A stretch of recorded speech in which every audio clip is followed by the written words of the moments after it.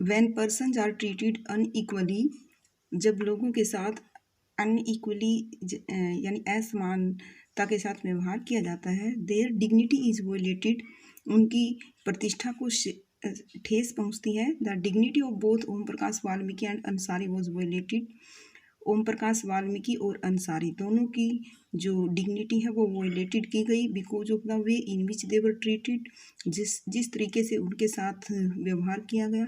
By picking on him, Om Prakash Valmiki को परेशान किया गया। And making him sweep the school, और उनसे स्कूल की सफाई कराई गई because of his cast.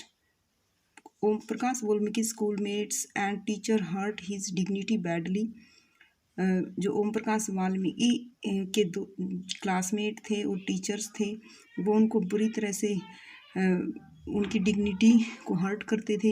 And made him feel as if he was less than equal, और उसे फील कराया जाता था कि वह दूसरे लोगों के समान नहीं है, जो दूसरे स्टूडेंट हैं उनके समान नहीं है स्कूल में। बीइंग अ चाइल्ड, एक बच्चा होने के नाते Om Prakash Valmiki could do very little about the situation, Om Prakash Valmiki situation के बारे में कुछ नहीं कर सकते थे। इट वॉज हिज फादर, यह उनके पिताजी थे हो जो on seeing his son sweep, अपने बेटे को स्वीपिंग करते हुए देखकर फेल्ट एंग्री, उन्हें गुस्सा आया। बाय दिस अनइक्वल ट्रीटमेंट, इस अनइक्वल ट्रीटमेंट को देखकर। एंड कन्फ्रंटेड द टीचर्स, और टीचर्स से आमने सामने आकर बात की। The Ansari's dignity was also hurt, जो अंसारी थे उसकी डिग्निटी को भी हर्ट किया गया। When person refuse to lease their apartment to them, जब लोगों ने अपनी अपार्टमेंट उन्हें देने से, किराए पर देने से इनकार कर दिया।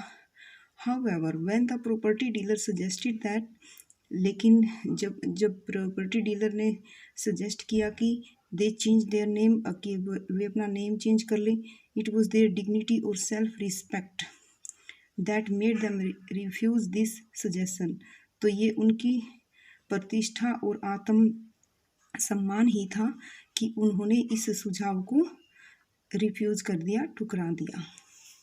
Om Prakash and the Ansari don't deserve to be treated like this, Om Prakash और अंसारी को इस तरह की ट्रीटमेंट डिजर्व नहीं करती। They deserve the same respect and dignity as anyone else, जैसा सम्मान और रिस्पेक्ट दूसरों को दिया जाता है वैसा ही उन्हें देना चाहिए। Equality in Indian democracy, Indian democracy में इक्वलिटी कैसे है? The Indian constitution recognise every person as equal, जैसा कि आप सभी जानते हैं जो हमारे कॉन्स्टिट्यूशन में हर एक नागरिक समान है। This means that every individual in the country including male and female persons from all cast, इसका मतलब ये है कि मेल फीमेल और हर एक caste, religion, tribe, educational and economic background are recognised as equal, यानी किसी भी धर्म का, जाति का, ट्राइब का या फिर किसी भी शैक्षिक या इकोनॉमिक बैकग्राउंड से जो भी आदमी रिलेटेड है उन सबको इक्वल समझा जाता है। This is not to say that inequality ceases to exist, इसका मतलब ये नहीं है कि जो इन इक्वलिटी है वो बिल्कुल ही ख़त्म हो गई है समाज से। इट डजंट, ये नहीं हुई है। But at least in democratic India, लेकिन कम से कम डेमोक्रेटिक इंडिया में the principle of the equality, जो इक्वलिटी के जो सिद्धांत हैं of all persons is recognised, सभी व्यक्तियों के प्रति जो इक्वलिटी के जो सिद्धांत है वो उनको पहचाना जाता है। वाइल अर्लियर, जबकि अर्लियर पहले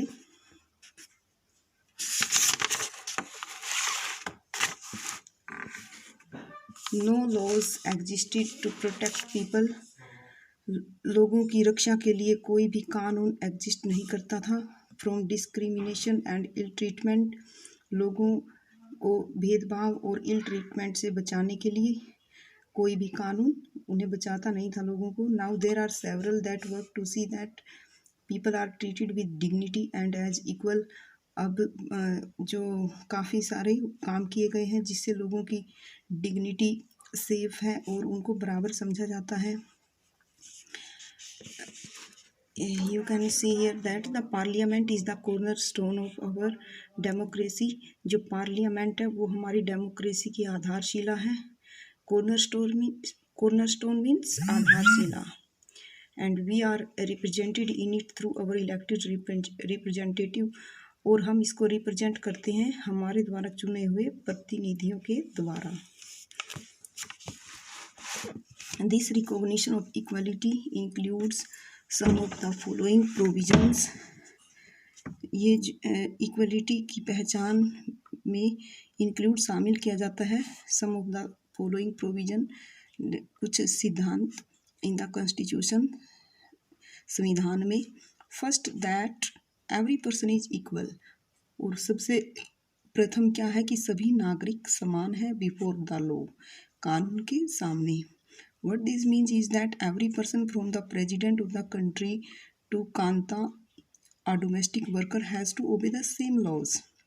इस सभी नागरिक समान होने का मतलब है कि देश का हर एक नागरिक, प्रेसिडेंट राष्ट्रपति से लेकर के डोमेस्टिक वर्कर जैसे कि कांता तक सभी जो नागरिकों को कानून को मानने का सभी एक ही कानून को मानते हैं.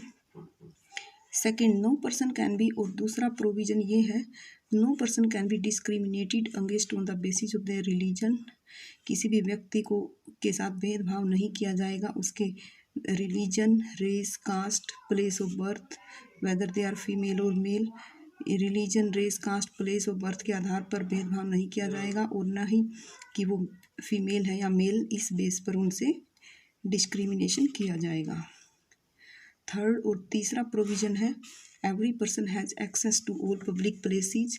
हर एक व्यक्ति को सभी पब्लिक प्लेसेस पर जाने का अधिकार है, इंक्लूडिंग प्लेग्राउंड पे जा सकते हैं, होटल्स में, शॉप, दुकान में, मार्केट्स वगैरह पर सभी व्यक्ति जा सकते हैं. All persons can use publicly available Wales.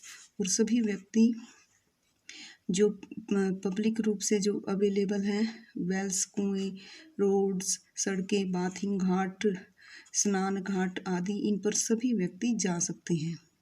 Fourth provision है, untouchability has been एबोलिश्ड.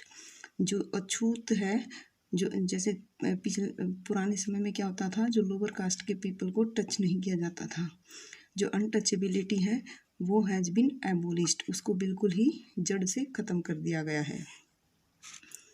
The two ways in which the government has try to implement the equality. दो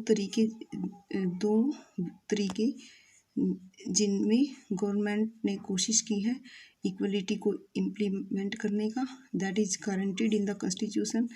संविधान में जिनको की गारंटी दी गई है, इज फर्स्ट, वो प्रथम है, थ्रू लॉज, कानून के द्वारा, यानी इक्वलिटी को इम्प्लीमेंट किया गया कानून के द्वारा. एंड सेकंड और दूसरा, थ्रू गवर्नमेंट प्रोग्राम्स और स्कीम, और दूसरा है गवर्नमेंट प्रोग्राम और स्कीम के द्वारा. To help disadvantaged communities.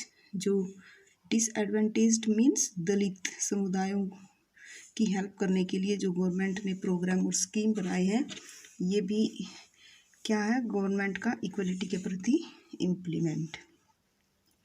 There are several laws in India में काफ़ी सारे कानून बनाए गए हैं, that protect every person's right, जो कि हर एक व्यक्ति के अधिकार की सुरक्षा करता है. टू बी ट्रीटेड इक्वली, और उनके साथ समान रूप से व्यवहार किया जाता है. इन एडिशन टू लॉज, और इन कानूनों के अलावा, the government has also, government ने setup several schemes to improve the lives of communities and individuals. Government ने लोगों के समुदाय और इंडिविजुअल व्यक्ति को इम्प्रूव करने के लिए काफ़ी स्कीम चलाई है. Who have been treated unequally, किन लोगों के लिए जिनके साथ अनइक्वली बिहेवियर किया जाता था फॉर सेवरल सेंचुरीज, सैकड़ों सालों से. These schemes are to ensure greater opportunities. जो ये स्कीम है ये अपॉर्चुनिटी प्रदान करती है फॉर पीपल, लोगों को, who have not had this in the past, यानी पुराने समय में जिनको ये अपॉर्चुनिटीज़ नहीं मिली थी उनको ये अपॉर्चुनिटीज़ दी गई हैं. One of the steps taken by the government include, और गवर्नमेंट के द्वारा एक और स्टेप लिया गया है जिसमें कि इंक्लूड होता है the mid day meal scheme, mid day meal scheme. This refers to the programme introduced in all government. ये जो स्कीम है ये गवर्नमेंट द्वारा एलिमेंट्री स्कूल्स जो प्रारंभिक स्कूल होते हैं उनमें इंट्रोड्यूस्ड किए गए ये programme to provide children with cooked lunch.